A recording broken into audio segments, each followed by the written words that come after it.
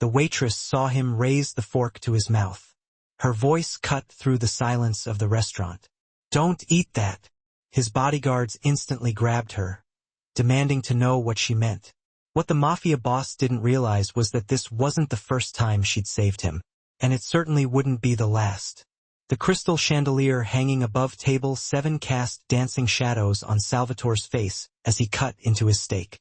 He preferred this corner booth at Billionaire because it gave him an unobstructed view of both entrances.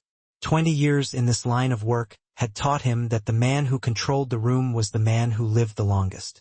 "Mr. Russo, your usual dessert will be here shortly," the manager said, bowing slightly before backing away. Salvatore didn't even acknowledge him. His mind was elsewhere, calculating numbers from the docks, pondering the senator who needed a little convincing, and wondering if Maria's perfume smelled different lately. These thoughts filled the spaces between bites, the quiet moments that other men filled with small talk. His 2 bodyguards stood about 15 feet away, close enough to react, but far enough to give the appearance of privacy. Tony, the older one with the scar, kept his eyes on the main entrance. Marco, young and eager to prove himself, watched the kitchen door. The restaurant was filled with the usual Wednesday night crowd. Couples celebrating anniversaries. Business deals disguised as dinner dates. Everyone pretending they didn't know exactly who was sitting in the corner booth.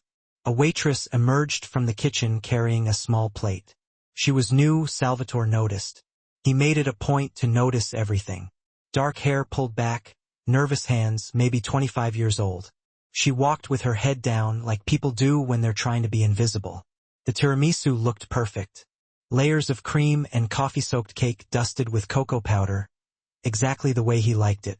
Maria knew that. She'd called ahead to make sure they prepared it just right. The waitress set the plate down without making eye contact. Her hand trembled slightly. "Thank you," Salvatore said, surprised at his own politeness. She nodded and turned to leave, but her feet seemed rooted to the spot. She stood there, frozen, staring at the dessert as if it were a loaded gun. Salvatore picked up his fork. The silver felt cool and heavy in his hand. He could already taste the sweetness, the bitter coffee cutting through the richness of the cream.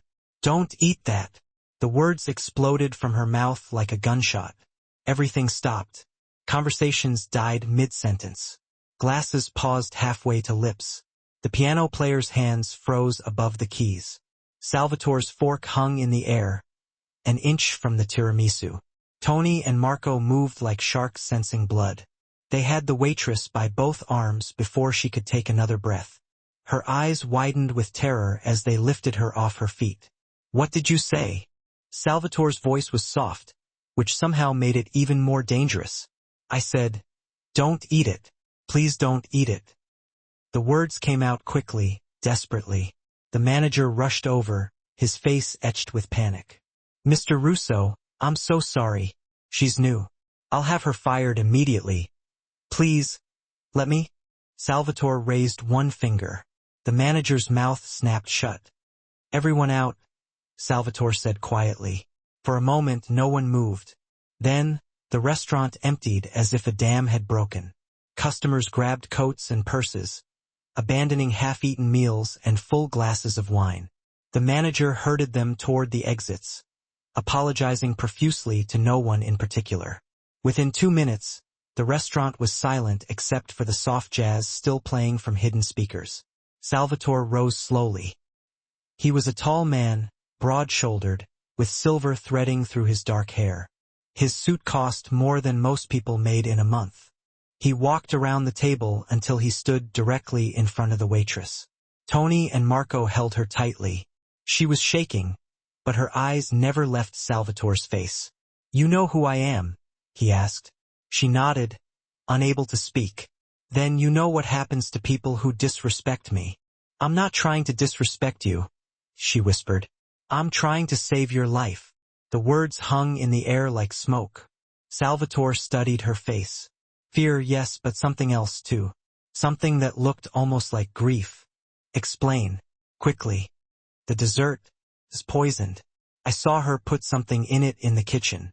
She didn't know I was watching her." "Who is her?" The waitress swallowed hard. The woman who called ahead, the one with the red dress and the diamond bracelet. She came through the kitchen entrance, said she wanted to make sure your dessert was perfect. I was getting plates from the storage room, and I saw her through the shelving. She took something from her purse, a small bottle. She poured it into the tiramisu while the chef was turned around.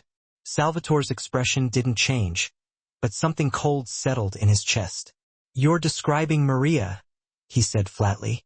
The waitress nodded. Maria, his mistress of 3 years, the woman who shared his bed, who whispered secrets in the dark, who knew things about him that could destroy empires. Why would she do that?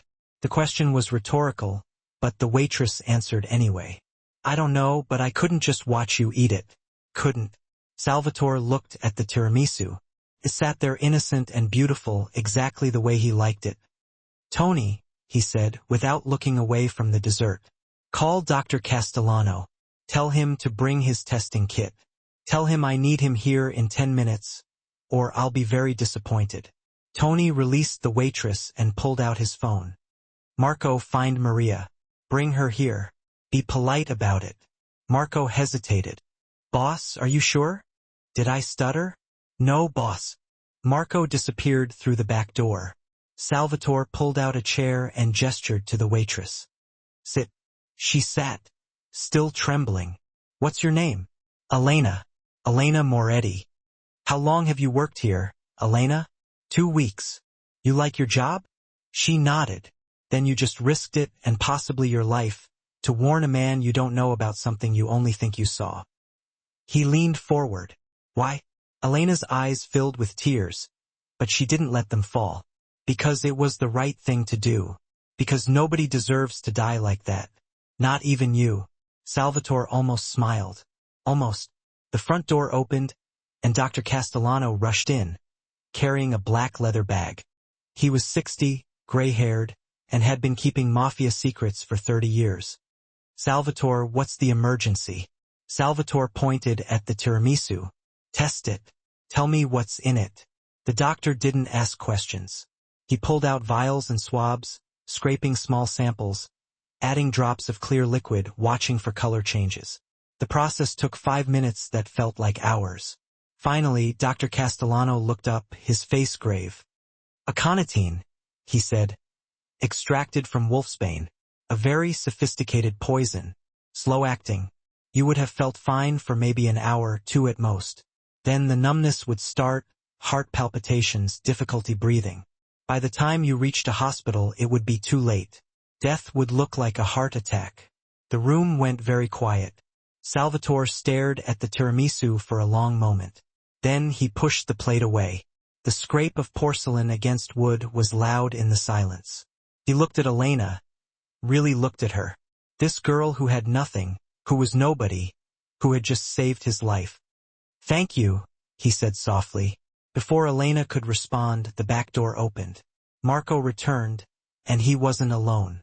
Maria walked in wearing her red dress and diamond bracelet, beautiful and confident as always. She smiled when she saw Salvatore, the smile that had once made his heart beat faster. "Darling," Marco said, "you needed to see me urgently. Is everything all right?" Her eyes flicked to Elena, then to the untouched tiramisu, and for just a fraction of a second, something flickered across her face. Fear. Salvatore saw it. He saw everything now. "Maria," he said, his voice like winter. "We need to talk." Maria's smile never wavered, but her fingers tightened around her Chanel purse. "Of course, darling. Though I'm confused why you needed Marco to collect me like some common criminal." "Sit down," Salvatore said. It wasn't a request. Maria's heels clicked against the marble floor as she walked to the table. She chose the chair farthest from Elena, crossing her legs with practiced elegance. "What's this about? And why is the staff still here?" "Dr. Castellano," Salvatore said, ignoring her question. "Tell Maria what you found." The doctor cleared his throat uncomfortably. He patched up bullet wounds and kept secrets that could topple governments, but family drama made him nervous. "The tiramisu contains aconitine, a lethal dose." Maria's face showed perfect confusion. "I don't understand." Someone poisoned Salvatore's dessert. Someone did, Salvatore agreed. His eyes never left her face. This waitress, Elena, says she saw you in the kitchen. Says she watched you pour something into my dessert from a small bottle. Maria's laugh was musical, disbelieving. That's ridiculous. Salvatore, you can't possibly believe this girl. Look at her. She's terrified.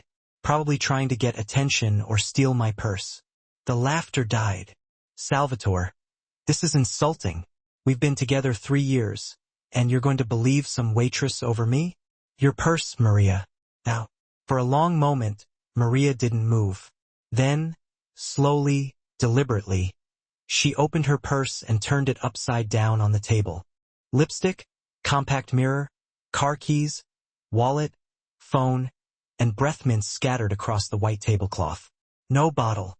Salvatore's jaw tightened. He looked at Elena, whose face had gone pale. I saw it, Elena whispered. I swear I saw it.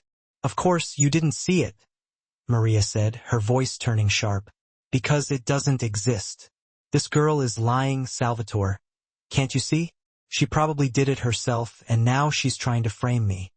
Why would I poison him and then stop him from eating it? Elena's voice rose with desperation. That makes no sense. Maybe you got cold feet. Maybe you're crazy. Maybe you want to play hero and get close to him. Maria leaned forward, her eyes cold. I've seen girls like you before, obsessed with powerful men, willing to do anything for attention. Elena stood up, her chair scraping loudly. I'm not lying. I saw you. You were wearing that red dress, that bracelet.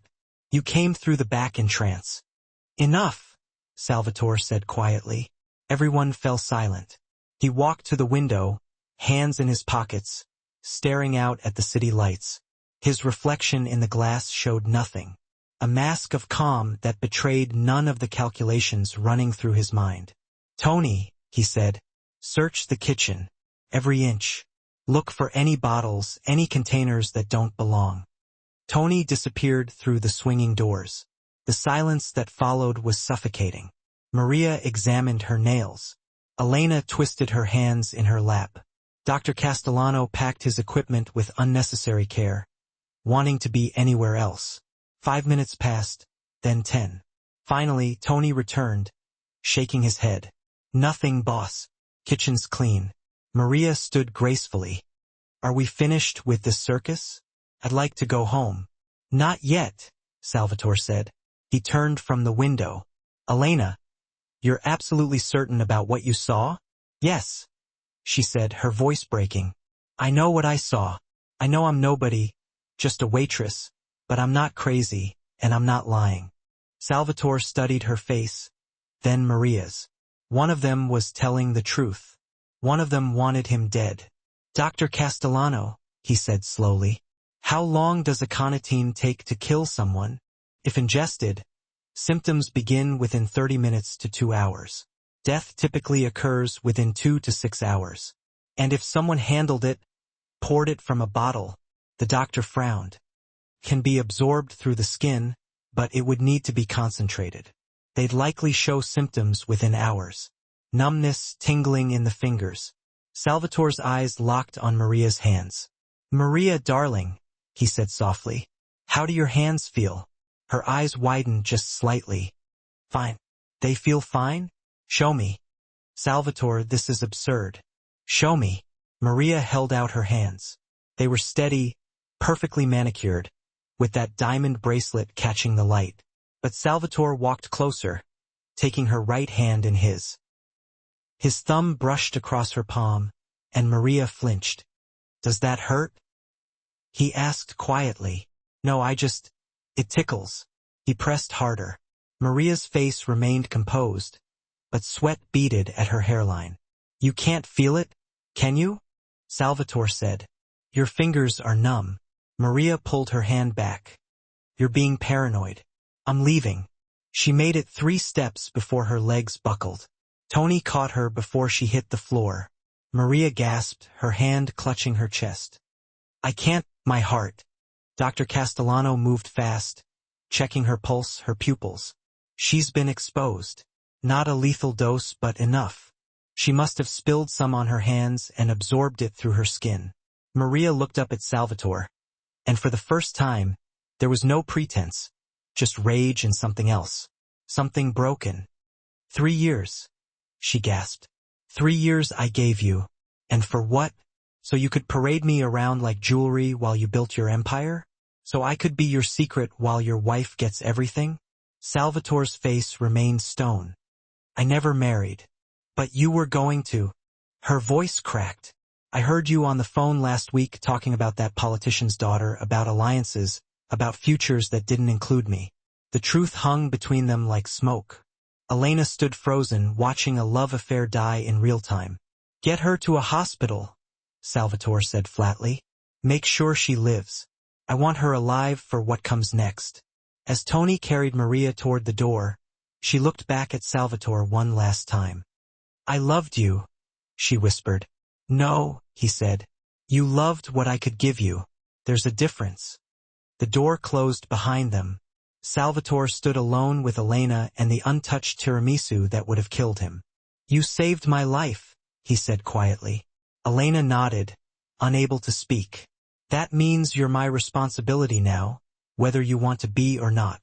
And Elena realized, with a sinking feeling in her stomach, that being saved might be more dangerous than she'd ever imagined. The hospital room was private, expensive, and guarded. Maria lay in the bed, her red dress replaced by a plain gown, her diamond bracelet locked in a safe somewhere. The poison had been flushed from her system, but the damage to her heart would take weeks to heal, if Salvatore let her live that long. He arrived at midnight, alone.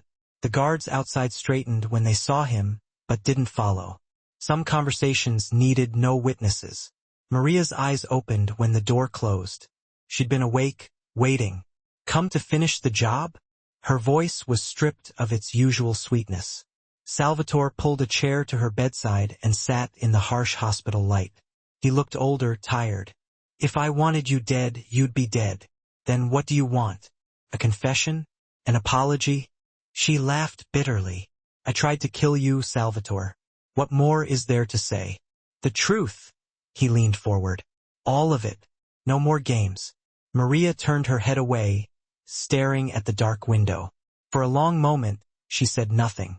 Then, quietly, I didn't mean for it to go this far. Explain. 6 months ago, I found the ring. Her voice was barely a whisper. In your office, hidden in the bottom drawer. A diamond ring, Salvatore. Not for me. Never for me. He said nothing, his face unreadable. I asked around carefully. Found out about Senator Ritchie's daughter. 23. Educated, connected, the perfect wife for a man building a legitimate empire. Maria's hands clenched the sheets. I was just the mistress, the secret, the woman you'd throw away when you needed something better. So, you decided to poison me? No. She turned back to him, eyes blazing. I decided to leave. I packed my bags, wrote you a letter, bought a plane ticket to Milan. I was going to disappear. Then what changed? Maria's face crumpled. I went to say goodbye one last time. I drove to the restaurant, came through the back entrance so no one would see. I was going to watch you from the kitchen, memorize your face, and leave. But you didn't leave. I saw the tiramisu being made, your favorite, and I just broke. Tears rolled down her cheeks. I had the bottle in my purse, something I'd bought weeks ago when the hurt was worst. I never thought I'd actually use it. But standing there, watching them make your dessert, all I could think was, if I can't have you, no one will. Salvatore's jaw tightened. So, you poisoned it? Yes. The word came out like a confession in church. But the moment I did it, I regretted it. I stood there frozen, watching the chef plate it. I wanted to knock it to the floor, throw it away, but I couldn't move, couldn't think. Yet, you let them serve it to me. I panicked. I ran, got in my car, drove home, tried to convince myself you wouldn't eat it, that someone would notice. She stopped, breathing hard. Then Marco came to get me, and I knew that girl had seen something. So I lied. I lied because I was scared and ashamed, and I didn't know what else to do. The machines beside her bed beeped steadily, counting heartbeats. measuring a life that hung in the balance. "Do you love me?" Salvatore asked suddenly. Maria laughed, a broken sound. "I hate that I do. I hate that even now, after everything, I still want you to tell me it was all a mistake, that there's no other woman, that I matter." "You mattered," he said quietly. "But not in the way you needed me to." More tears. "I've always known, but knowing and accepting are different things." Salvatore stood, buttoning his jacket. "The ring wasn't for Senator Ritchie's daughter." Maria looked up, confused. "It was for you. I was waiting for the right moment." He walked to the door, paused with his hand on the handle. "But you can't build a life with someone who tries to kill you the moment things get hard. Love isn't supposed to be poison, Maria. It's supposed to be the antidote." Her sobs followed him into the hallway. Outside, Tony waited with the car. "Where to, boss?" "Elena Moretti's apartment," Salvatore said. "We need to talk about her future." The drive took 20 minutes through empty streets. Elena lived in a modest building in a working-class neighborhood. The kind of place where people minded their own business and kept their doors locked. Salvatore climbed the narrow stairs to the third floor. Apartment 3B. He knocked. Silence, then footsteps. The door opened a crack, the chain still attached. Elena's eyes widened when she saw him. "Mr. Russo, what are you—" "It's 1 a.m. "I know. Let me in, please." She hesitated, then unhooked the chain. The apartment was small but clean. A kitchenette, a worn sofa, books stacked on every surface. A student's life or someone trying to build one. "I'm sorry for the intrusion," Salvatore said, suddenly aware of how out of place he looked in his expensive suit, surrounded by her modest belongings. "Did something happen? Is Maria—" "She's alive and she confessed." He turned to face her. "She admitted everything. Said she saw you in the kitchen but claimed you didn't see her clearly, that you might have been mistaken about the details." "She's still lying." "I know. That's why I'm here." Salvatore moved closer. "You were right about everything. You saved my life. But now you're in danger." "What do you mean?" "Maria has friends, people loyal to her, not to me. They'll know you're the reason she's in custody. They'll come for you." Elena wrapped her arms around herself. "So what do I do?" "You disappear. I'll arrange everything. New identity, money, a fresh start somewhere far from here."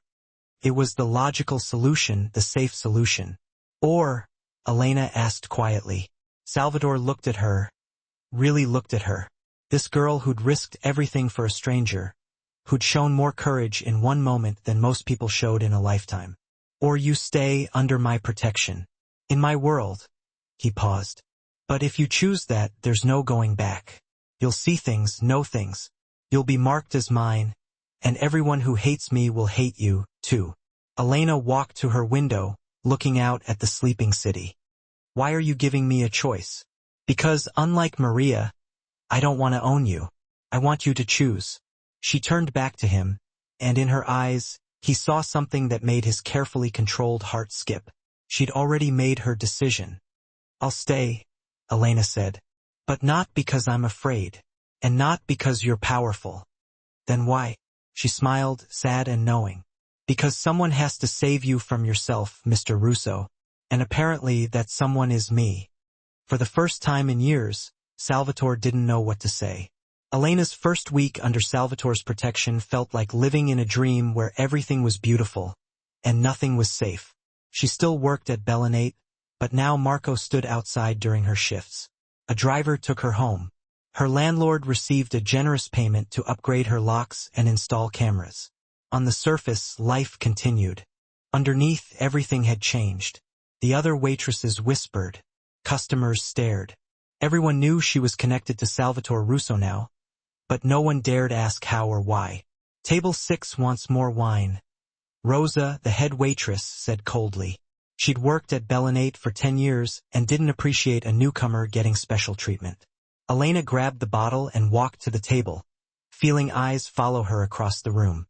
She smiled, poured, collected the empty glasses. Normal work, normal life, except the man at table 6 had a tattoo on his wrist. 3 intertwined daggers. Maria's family symbol. Elena's hand trembled as she set down the wine. The man smiled, but it didn't reach his eyes. "You're Elena, right? The girl who saved Mr. Russo." "I just did my job," she said carefully. "Of course." He leaned back, studying her. "Must be scary, though. Getting involved in things you don't understand. People get hurt that way." It wasn't a question. It was a warning. Elena excused herself and walked quickly to the back, her heart hammering. She found Marco by the service entrance, scrolling through his phone. "There's a man inside," she whispered. "Table 6. He has Maria's family tattoo." Marco's expression hardened. He spoke into his phone, quick and quiet. Within minutes, Tony arrived through the front entrance. "Your shift is over," Marco told Elena. "We're taking you home. But I have 3 more hours." They moved through the kitchen to avoid the dining room. Elena grabbed her coat and purse, her mind racing. Behind her, she heard raised voices, the crash of a chair falling. "Go, go!" Marco pushed her toward the exit. They made it to the car. Marco drove while Tony watched through the rear window. The city lights blurred past. Familiar streets suddenly feeling foreign and dangerous. "Are they following us?" Elena asked. "Not yet," Tony said. "But they know where you live." "So, where are we going?" "Boss's orders. You're staying at the villa tonight." Elena's stomach dropped. Salvatore's villa was legendary. A fortress on the hill where he conducted business, where people went and sometimes didn't come back. "I can't just leave my apartment." "You can and you will," Marco said flatly. They made a move tonight, testing the waters. Next time won't be a warning. The villa sat behind high walls and iron gates, surrounded by gardens that looked both beautiful and deadly. Security cameras tracked their approach. Armed guards nodded as Marco drove through. Inside, the villa was all marble and dark wood, expensive art adorning the walls. A place designed to intimidate. Salvatore met them in the foyer, still dressed from whatever business had occupied his evening. His eyes immediately found Elena. "What happened?" Marco explained while Elena stood there, feeling small and out of place in her waitress uniform. "I told you this would happen," Salvatore said quietly when Marco finished. "Maria's cousins aren't going to let this go." "So what do we do?" Elena asked, finding her voice. "You stay here where I can protect you." "For how long?" "As long as it takes." Elena looked around the villa at the luxury that felt more like a prison. "I can't live like this. I have a job, a life." "You had a life," Salvatore interrupted. "The moment you shouted in that restaurant, you gave it up, whether you understood that or not." The words stung because they were true. "I'll have Rosa bring your things," he continued. "You'll have your own room, your own space, but you don't leave without security. You don't go anywhere alone. Understood?" Elena wanted to argue, to fight, to reclaim some control. But the memory of that man's smile, the cold promise in his eyes, stopped her. "Understood," she whispered. Salvatore's expression softened slightly. "I know this isn't what you wanted. What I wanted was to stop someone from being murdered." Her voice cracked. "I didn't think about what came after. No one ever does." A housekeeper appeared, an older woman with kind eyes, and led Elena upstairs. The guest room was bigger than her entire apartment, with a bathroom that had actual marble counters and a window overlooking the garden. Elena sat on the edge of the bed, still in her uniform, and finally let herself cry. She'd saved a man's life and lost her own in the process. Downstairs, Salvatore poured himself a drink and stood by the window. Tony and Marco waited for instructions. "Find out who is at table 6, Salvatore said. "Name, family connections, everything." Then Tony asked, "Then we send a message? A clear one?" He turned from the window. "No one touches what's mine." "Boss?" Marco said carefully. "Is she yours? Because the way I see it, she's just a girl who got caught in the crossfire." Salvatore's jaw tightened. "She stopped being just a girl the moment she chose to stay. Now she's my responsibility. And if Maria's family doesn't care about responsibility, then they'll learn what happens when they threaten me." But even as he said it, Salvatore felt something unfamiliar gnaw at him. Worry, not for himself, but for the girl upstairs who'd saved him without asking for anything in return. Tony and Marco left to gather information. Salvatore remained by the window, nursing his drink, wondering when exactly his carefully controlled world had started slipping through his fingers. Upstairs, Elena finally changed out of her uniform. She found a robe in the closet and sat by the window, watching the city lights in the distance. Her apartment was out there somewhere, with her books, her life, her freedom. And here she was in a beautiful cage, protected by a man who was equal parts savior and captor. She touched the glass, cold against her fingertips, and wondered if Maria had felt this way once, trapped by luxury, bound by choices that seemed right at the time. A soft knock made her turn. Salvatore stood in the doorway, 2 cups of tea in his hands. "Thought you might need this." Elena accepted the cup, surprised by the gesture. "Thank you." He didn't leave. Instead, he sat in the chair by the door, keeping a distance between them. "I meant what I said earlier," Elena told him. "I don't regret saving you, even though it brought you here." She sipped the tea. "But I need you to understand something, Mr. Russo." "Salvatore," he corrected gently. Salvatore. The name felt strange on her tongue. "I may be in your house, under your protection, but I'm not your prisoner. And I'm not Maria." He studied her face. "I know you're not. Do you? Because it seems like everyone in your world is either owned or owing. And which am I?" Elena met his eyes. "Neither. I'm the girl who saved your life because it was the right thing to do, not because I wanted something from you." Salvatore smiled genuinely this time. "That's what makes you dangerous, Elena. You're the first person in years who doesn't want anything from me." "I want one thing," she said quietly. "What?" "I want to survive this, whatever this is." He stood, setting down his cup. "Then we'll make sure you do." After he left, Elena lay in bed staring at the ceiling, listening to the villa settle around her. Somewhere in the city, Maria's family was planning their revenge. And Elena, who'd only wanted to do the right thing, was now at the center of a war she didn't understand. 3 days passed like a slow-motion dream. Elena wandered the villa like a ghost, reading books from Salvatore's library, eating meals alone in the dining room, watching the city from windows she couldn't open. Salvatore was rarely there. Business, Tony explained. Important meetings that couldn't wait. But on the 4th night, everything changed. Elena was in the library when Salvatore appeared in the doorway. He looked exhausted, his tie loosened, shadows under his eyes. "Walk with me," he said. It wasn't a question, but it wasn't quite an order either. They walked through the garden, past fountains and rose bushes, until they reached a gazebo lit by candles. The city sprawled below them, a million lights pretending everything was ordinary. "I've been avoiding you," Salvatore said, pouring 2 glasses of wine. "I noticed.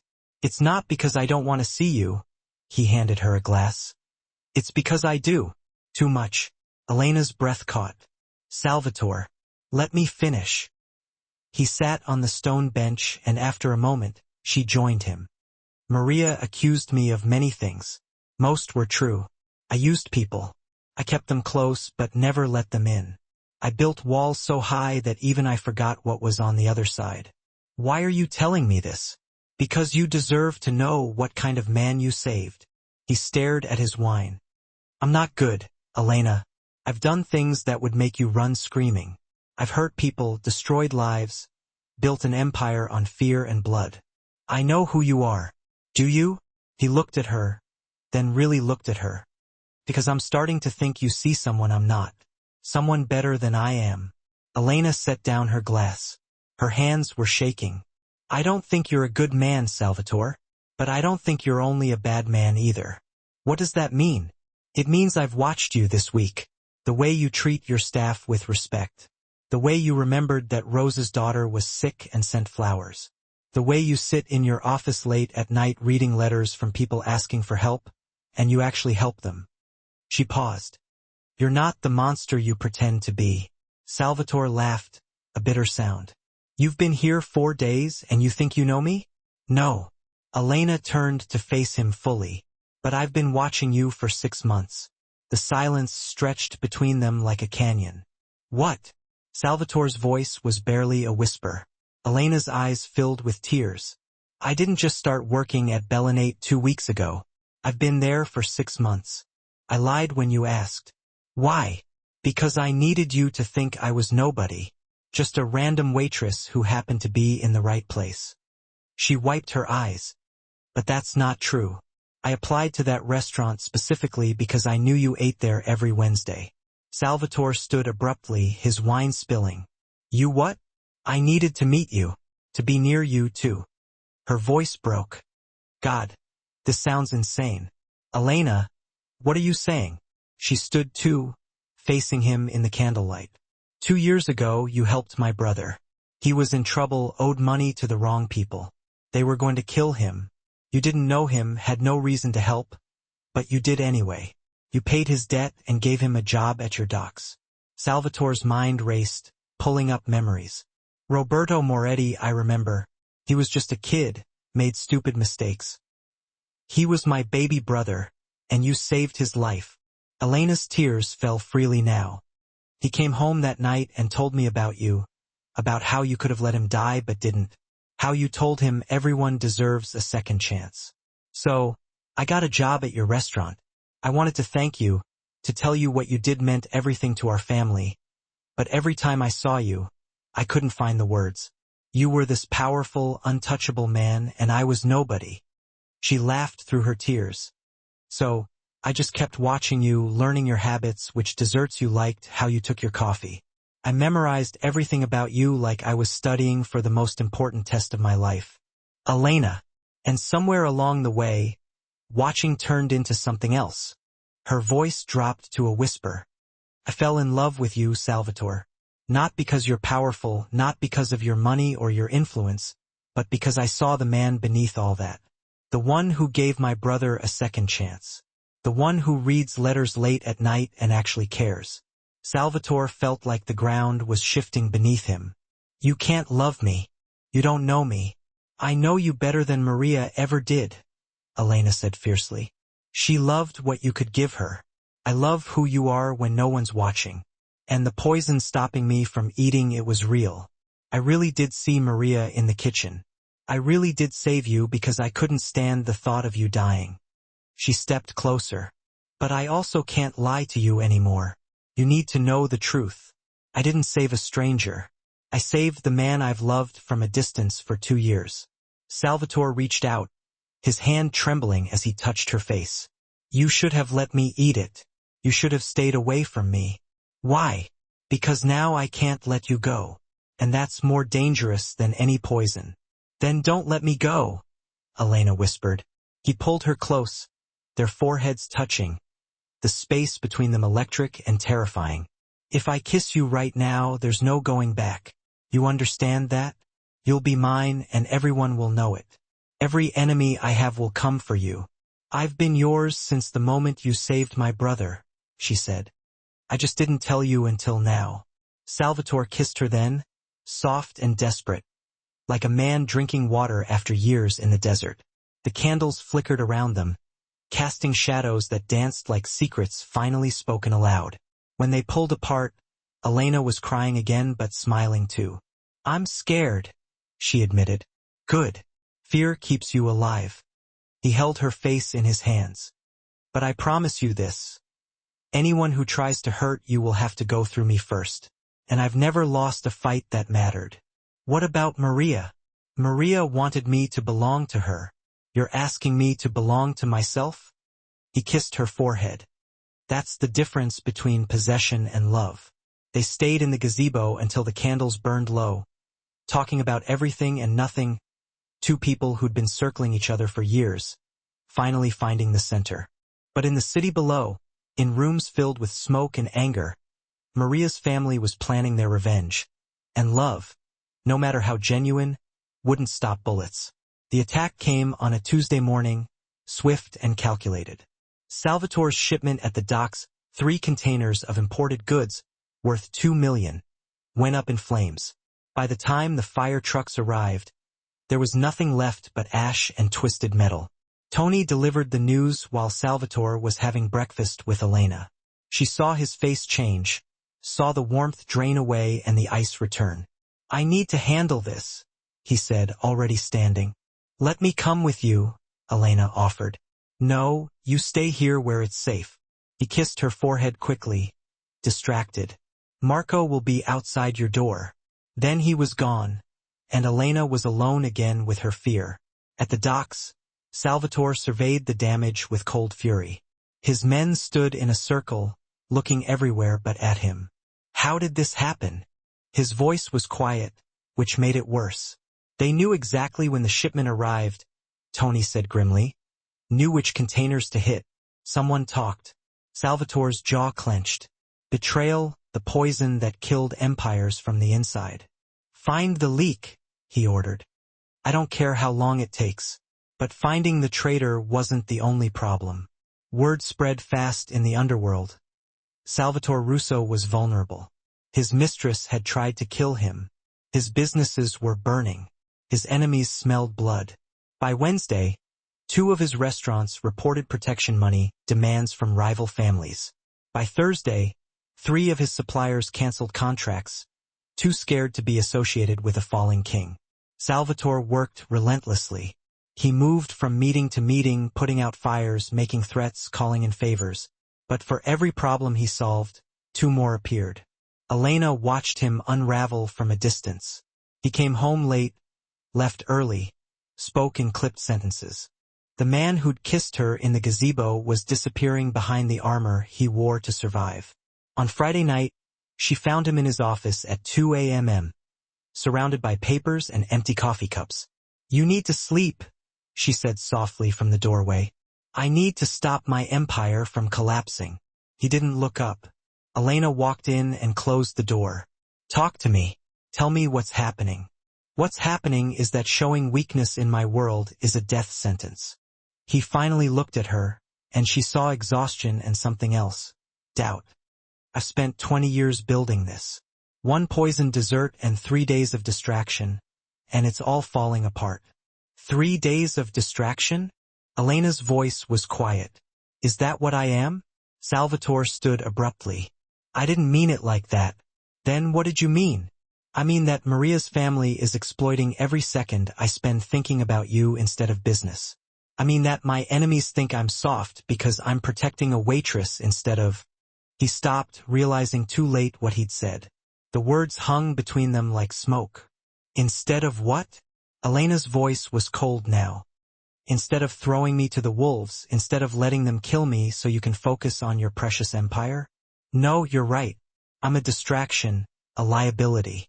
She turned toward the door. "I should never have told you how I felt. I should have just stayed the nobody who saved your life and disappeared."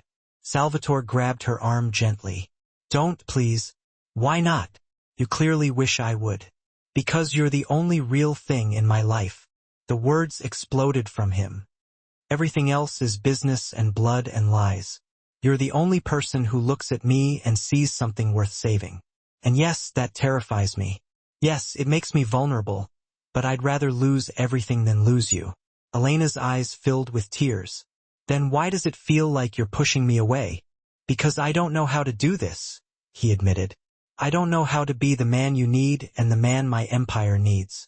Maria was easy. I could keep her separate, compartmentalized. But you're in my head every second. I'm making decisions based on what keeps you safe instead of what's smart. That's dangerous. So what do we do?" Before he could answer, Tony burst through the door, phone in hand. "Boss, we found the leak." Salvatore's expression hardened instantly. "Who?" "Vincent, your accountant. He's been feeding information to the Moretti family for 3 weeks. Ever since Maria got arrested." Elena watched Salvatore transform. The vulnerable man vanished, replaced by the cold mafia boss who'd built an empire on fear. "Where is he?" "Warehouse on 5th. Marco's holding him." Salvatore grabbed his jacket. "I'm going." "Salvatore, wait." Elena started. "Not now." He was already walking away. Elena followed him down the stairs. "What are you going to do to him?" "What I have to do." "You mean kill him?" Salvatore stopped at the front door, his back to her. This is my world, Elena. This is what I do. If you can't handle that, I'm coming with you. He turned, shocked. Absolutely not. You said I'm part of your world now. That means I see all of it. Not just the romantic moments in the garden. The real parts, too. Elena, you don't understand what you're asking. I'm asking to see who you really are. All of you. She grabbed her coat. You wanted someone who sees you. Then let me see you. Salvatore stared at her for a long moment. Then, against every instinct, he nodded. The drive to the warehouse was silent. Elena sat in the back seat, her hands clasped tight, wondering what she'd just demanded to witness. The warehouse was dark and cold. Vincent knelt in the center, hands tied, face bloodied. Marco and 2 other men stood guard. Elena's stomach turned, but she didn't look away. Why? Salvatore asked Vincent simply. They offered me triple what you pay, Vincent said through broken teeth. Said I'd be protected. Said you were finished anyway. And now I know they lied. Salvatore pulled out his gun. Elena's heart hammered, but she forced herself to stay still, to watch. Salvatore, she said quietly. He looked at her, the gun heavy in his hand. Show him mercy, Elena said. Not because he deserves it, but because you're better than this, because the man I love doesn't have to kill everyone who betrays him. If I let him live, I look weak. If you kill him, you prove them right, that you're just another monster. She stepped closer. But if you let him live, if you exile him with nothing, you prove you're strong enough to show mercy. That's real power. The warehouse was silent except for Vincent's ragged breathing. Salvatore lowered the gun. You have 24 hours to disappear, he told Vincent. If I ever see you again, mercy ends. Understand? Vincent nodded frantically. Cut him loose, Salvatore ordered. Marco, take him to the city limits and dump him. As they dragged Vincent away, Salvatore turned to Elena. You shouldn't have seen this. But I did, and I'm still here. He pulled her close, his forehead against hers. You make me weak and strong at the same time. I don't know how that's possible. That's what love does, Elena whispered. But outside the warehouse, in cars parked in the shadows, Maria's cousins watched and waited. They'd seen the boss hesitate, seen him show mercy, and they knew exactly how to exploit it. The invitation arrived on Saturday morning, delivered by a boy who disappeared before the guards could question him. Salvatore read it once, then burned it in the fireplace. What did it say? Elena asked. Maria's family wants to meet tonight. They're calling it a peace negotiation. He watched the paper curl and blacken. It's a trap. Then don't go. If I don't go, they'll see it as cowardice. The attacks will continue until there's nothing left. He turned to face her. But I can end this tonight. One way or another. Elena felt ice in her stomach. By killing them? By showing them I'm still the man they should fear. Where's the meeting? The old Castellano estate. Neutral ground. He paused. They want you there too. What? Why? Because they know you matter to me. They want to see if I'll bring you into danger or if I'll leave you behind and look weak. His jaw tightened. It's a test. Then I'm coming. We've had this argument. I'm part of your world now. Remember? She took his hands. Besides, if it's a trap, you'll need all the allies you can get. You're not a soldier. No. But I'm the woman who saved your life once. Maybe I can do it again. The Castellano estate was a mansion that had seen better days, crumbling stone. Overgrown gardens, windows like dead eyes. Cars lined the circular driveway. Expensive vehicles belonging to people who dealt in death. Salvatore arrived with Elena, Tony, and Marco, for people walking into a house full of enemies. Inside, the grand ballroom had been transformed. Tables laden with food and wine, as if this were a celebration. 30 men in expensive suits, armed and watching. At the center of it all sat 3 people. Maria's cousins, the heads of the Moretti family. Dante, the eldest, stood when Salvatore entered. Mr. Russo, thank you for accepting our invitation. Let's skip the pleasantries, Salvatore said coldly. What do you want? Discuss terms? You've made mistakes recently, shown weakness. We think it's time for new leadership in this city. And you think you're that leadership? We think you're distracted by unsuitable attachments. Dante's eyes slid to Elena. Salvatore's hand moved to Elena's back, protective. Careful what you say next. Or what? You'll show us mercy like you did with Vincent? Dante laughed. We saw what happened at the warehouse. The great Salvatore Russo letting a traitor walk because his little girlfriend asked nicely. Your father would be ashamed. The room tensed. Everyone knew you didn't mention Salvatore's father unless you wanted blood. My father taught me that power without control is just chaos, Salvatore said quietly. He also taught me to recognize when someone's trying to provoke me into a mistake. No provocation necessary. We have proof you're weak. Dante snapped his fingers. Men dragged in a figure bound and gagged. When they removed the hood, Elena gasped. Roberto, her brother. We picked him up this morning from the docks, Dante said casually. Thought we'd invite him to the party. After all, this all started because you saved his pathetic life 2 years ago. If you'd let him die, none of this would have happened. Elena lurched forward, but Salvatore held her back. Let him go. He's not part of this. Everything is part of this. Your mercy, your weakness, your love. Dante pulled out a gun and pointed it at Roberto's head. So here's the deal. Walk away. Leave the city. Give us your territory, your businesses, everything. In exchange, we let the boy and the girl live. And if I refuse, then they die right here, right now, and you get to watch. The room was utterly silent. Elena glanced at Salvatore, observing him calculate, weighing everything he'd built against the value of 2 lives. Power versus love. There's a third option, Salvatore stated calmly. What's that?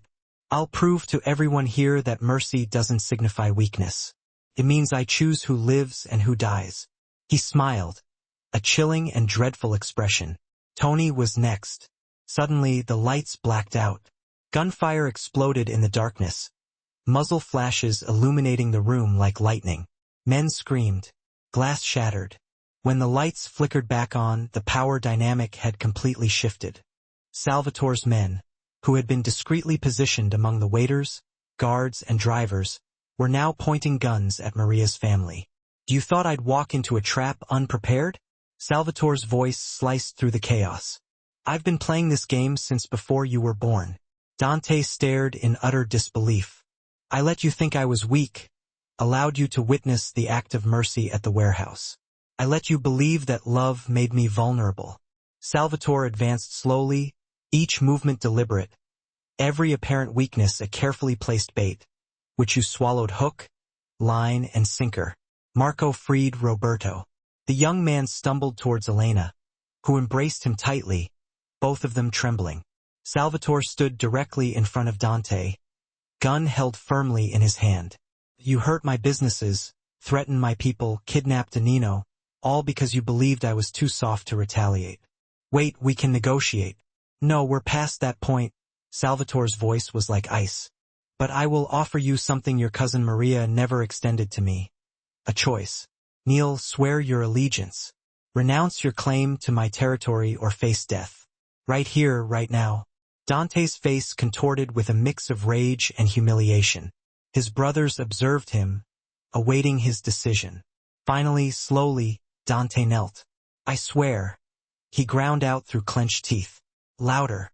I swear loyalty to Salvatore Russo. We surrender our claims. We accept your authority.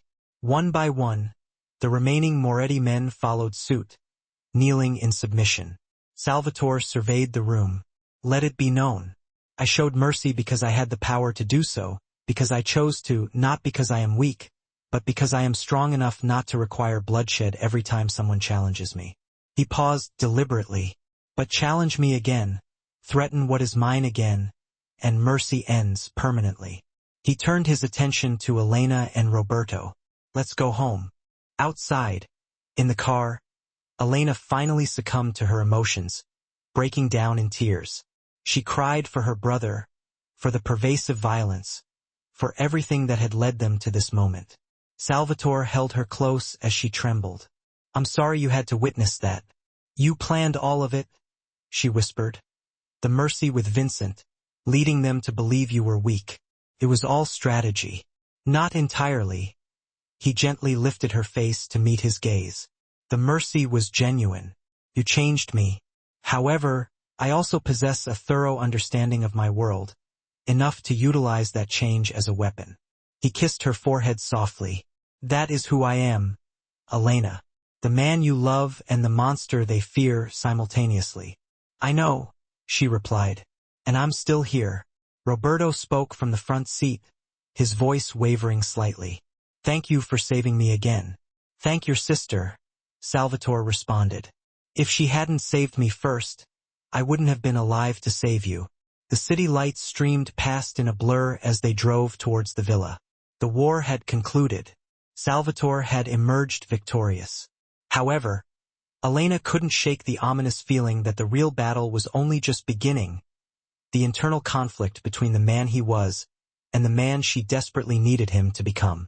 A week went by. The city gradually returned to its semblance of normalcy, at least by Salvatore's standards. Businesses that had been shuttered reopened. Rivals quietly backed down. The Moretti family discreetly paid their tribute, their heads still bowed in deference. Salvatore had won, his empire stronger than ever, fortified by the display of strategic brilliance and controlled mercy. People uttered his name with even greater fear and respect than before. However, victory tasted like ashes in his mouth, a hollow and bitter sensation. Elena remained at the villa, but an intangible shift had occurred. Her smiles were less frequent, and she spent countless hours staring out of the windows, lost in thought. At night, she lay beside him, physically close but emotionally distant, as if she were grappling with calculations he couldn't decipher. On the 8th day, Salvatore discovered her in the garden at sunset, sitting by the fountain where they had shared their first kiss.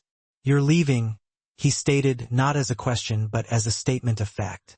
Elena looked up, surprised that he knew. How did you? I've been observing you, watching you survey the exits, measuring distances, planning. He sat down beside her. It's what I would do. I'm not leaving because I don't love you, she said softly. I'm leaving because I do. It doesn't make sense, does it? She turned to face him directly. Salvatore, that night at the estate, I watched you orchestrate everything with such perfection. I witnessed how your mind works, how you are constantly 3 steps ahead. And I came to a terrible realization. What? I can't discern when you're being genuine with me and when I'm simply a piece of your strategy. Her voice trembled. The mercy shown to Vincent. Was that truly me changing you? Or did you release him because you already knew it would enhance your image and make you appear stronger? The confession in the gazebo? Did you truly mean those words? Or did you say them because you knew I needed to hear them? Salvatore felt an unsettling sensation, as if something fragile had shattered within his chest. Do you think I manipulated you? I think you're so adept at surviving that you no longer know when you're being authentic. Tears streamed down her cheeks. And that terrifies me, because I gave you everything, my truth, my heart, my deepest secrets. And I'll never know if you reciprocated with the same or simply presented a version of yourself calculated to keep me loyal. Elena, everything I said to you was real. Was it? Can you even be certain? She stood up, pacing restlessly. You've spent 2 decades wearing masks, playing roles, transforming into whomever you needed to be to win. How do you remove a mask you've worn for so long that you've forgotten what lies beneath? Salvatore stood up too, grasping her hands. I know what I feel for you is real. Do you? Or is it merely useful? Her voice was filled with anguish. I make you appear human, provide you with a redemption narrative, the Mafia boss saved by love. What a flawless image to rehabilitate your reputation with. Stop. Please stop. His voice cracked with emotion. You're causing me more pain than any poison. Then tell me the truth, Salvatore. All of it. No strategy. No calculations. Just truth. She searched his eyes intently. At the gazebo, when I confessed everything, did you already know? Had you investigated me? Uncovered information about Roberto? Figured out why I was truly there. Silence stretched between them, thick and heavy. Finally, quietly, he answered, "Yes." Elena recoiled, snatching her hands away as if he had burned her. "I knew 3 days after you started at the restaurant," he continued, the words tumbling out in a rush. "I investigate everyone who gets close to me. I found out about Roberto, about the reason you applied for the job, about how you watched me." He took a shaky breath. "And initially, yes, I considered how to exploit it, how your devotion could be advantageous."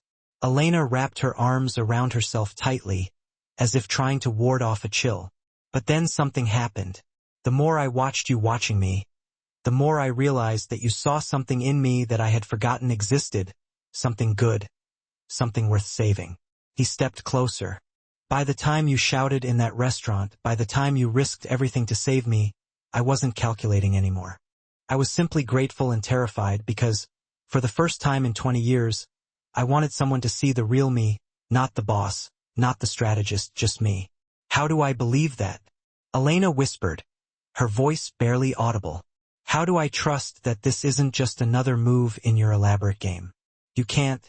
His voice was raw with honesty. "That's the poison, Elena. Not the aconite in the desert. This is love in a world built on lies and power." He touched her face gently. "I can't prove that I'm being genuine. I can't present my heart for inspection under a microscope. All I can do is tell you that you scare me more than any rival, any war, any threat to my empire, because you make me want to be the man you see instead of the man I've had to be." Elena closed her eyes, tears streaming down her face. "That's not enough. I know. I need time away from here, away from you, to determine what's real, what I truly feel versus what I've convinced myself to feel." Salvatore nodded slowly, even though it felt like a part of him was dying. "Where will you go?" "My brother received a job offer in Boston. I'll stay with him for a while." She opened her eyes. "If what you feel is real, it will still be real in 6 months, in a year. And if it's not, then you'll be free of me." She began to walk away, then stopped. "That night in the restaurant, when you first said thank you, that moment was real, wasn't it? Before you knew anything about me, before strategy, before everything." Salvatore thought back to that moment, the shock, the overwhelming gratitude, the strange warmth he had felt toward a girl he barely knew. "Yes," he said, "that was real. Then maybe there's hope for you after all." She smiled sadly. "Goodbye, Salvatore." "Not goodbye," he corrected her. "Just see you later." Elena walked through the garden towards the villa, towards a car that would transport her away from this beautiful, terrible world. Salvatore stood alone by the fountain, watching her leave, feeling more exposed and vulnerable than he had ever felt with a gun pointed at his head. 6 months later, a letter arrived at the villa. Salvatore's hands trembled as he opened it. "Dear Salvatore, I'm ready to talk. If you are willing to come to Boston, come as yourself. Not the boss, not the strategist, just the man who once gave a stupid kid a second chance, the man I fell in love with. Elena." Salvatore held the letter close to his chest, closed his eyes, and smiled. The war for his empire was over. But the war for his soul, the one that truly mattered, was only just beginning. And for the first time in 20 years, Salvatore Russo desired to win not through calculated strategy or fear, but through something far more dangerous, truth. Because Elena was right about one thing. Love was a potent poison. It infected everything, breached walls, and decimated carefully constructed defenses. But maybe, just maybe, it was also the antidote he had been desperately searching for all along. He picked up his phone and booked a flight to Boston. Some gambles were worth taking, some risks were worth the fall, and some women were worth striving to become a better man for. "Don't ever forget that," he whispered to the empty room, echoing her words from that fateful night in the restaurant. Then Salvatore Russo, the man who had built an empire on calculated moves and strategic brilliance, took the most dangerous leap of faith he had ever taken. He chose love over power and stepped fearlessly into the unknown.